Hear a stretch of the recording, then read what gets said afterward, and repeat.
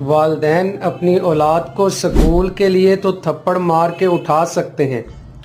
لیکن نماز کے لیے تھپڑ مار کے نہیں اٹھا سکتے، کیونکہ والدین کی فکر سکول ہے، سکول کے ساتھ وابستہ ڈگری ہے اور اس کے ساتھ وابستہ ذریعہ معاش ہے۔ بے شک بچے کی ان چیزوں کی فکر کرنی چاہیے، لیکن والدین کے لیے اصل فکر اپنے بچے کے ایمان اور عقیدے کی کرنی چاہیے۔ اپنے بچے کو یہ بتائیں کہ اللہ کے سوا نہ کوئی ان کی سن سکتا ہے اور نہ کوئی ان کی ضرورت پوری کر سکتا ہے۔ سب سے پہلے بچے کے عقیدے اور ایمان کی فکر کریں، اس کے بعد پھر بچے کے ذریعہ معاش کی فکر کریں۔ اگر بچہ اپنی دنیا بنا لے گا اور اس دنیا کے ساتھ اس کے آخرت نہ ہوئی،